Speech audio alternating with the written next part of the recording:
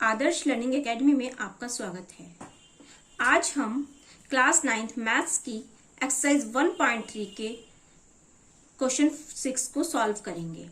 प्रश्न संख्या 6 है P अपॉन Q जहां Q is not equal to 0 के रूप की परिमेय संख्याओं के अनेक उदाहरण दीजिए। जहां P और Q पूर्णांक हैं जिनका एक के अतिरिक्त अन्य कोई उभयनिष्ठ गुणनखंड नहीं है और जिसका शांत दशमलव प्रसार है। क्या आप यह अनुमान लगा सकते हैं कि Q को कौन कौन सा गुण संतुष्ट करना चाहिए? तो सबसे पहले तो हम मान लेते हैं P अपॉन Q के रूप की अनेक संख्याएं जहां हमारे P और Q पूर्णांक हैं और Q 0 नहीं है। फॉर एग्जाम्पल हम मान लेते हैं 1/2। जब हम 1/2 को सॉल्व करेंगे तो हमको क्या मिलेगा? अगर हम इसके अंश और हर में 5 से गुणा कर दें तो हम इसको लिख सकते हैं 2 × 5 यानी कि 5/10 या 0.5। इसी तरीके से अगर हम लिखें 1/5 तो इसको भी हम लिख सकते हैं, इसके अंश और हर में 2 से गुणा करेंगे तो हम लिख सकते हैं 1/2/5 × 2 यानी कि 2/10 और इसको हम लिख सकते हैं 0.2। इसके अलावा हम और भी संख्याएं ले सकते हैं, जैसे कि हम ले सकते हैं 13/5। इसको अगर हम भाग देंगे तो हमारा क्या आएगा? 5 दूनी 10, पॉइंट लगाएंगे 6 बार जाएगा, 5 × 30। या डायरेक्ट इस तरीके से भी कर सकते हैं आप 13/5 को 13 × 2/5 × 2 यानी सॉल्व करेंगे तो हमको क्या मिलेगा? 13 दूनी 26/10 और जो हमारा पॉइंट होगा वो क्या होगा? 1 0 है तो एक स्थान हो जाएगा शिफ्ट और हम इसको लिख सकते हैं 2.6। ठीक है, सिंपल भाग भी दे सकते हैं तब भी आंसर यही आएगा।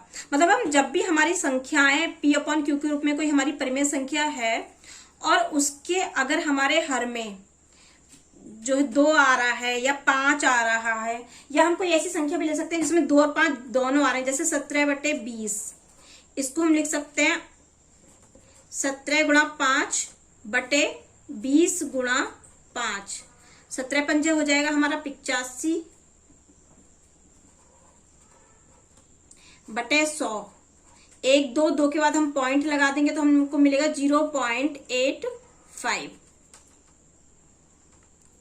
इस तरीके से हमने देखा कि यदि हमारे हर में 2 हो, 5 हो या 2 और 5 दोनों की घातें हों तो जो हमारा दशमलव होगा वो कैसा होगा?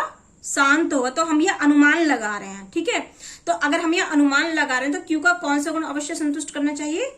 वो गुण भी हमारा क्या होगा? इसको हम लिख सकते हैं कि इस प्रकार यदि परिमेय संख्या P अपॉन Q के हर Q के अभाज्य गुणनखंड में केवल 2 की घात हो या 5 की घात हो या दोनों 2 और 5 की घातें होती हैं तो उस परिमेय संख्या का दशमलव प्रसार कैसा होता है? शांत होता है, जिसे इंग्लिश में कहते हैं टर्मिनेटिंग डेसिमल एक्सपेंशन।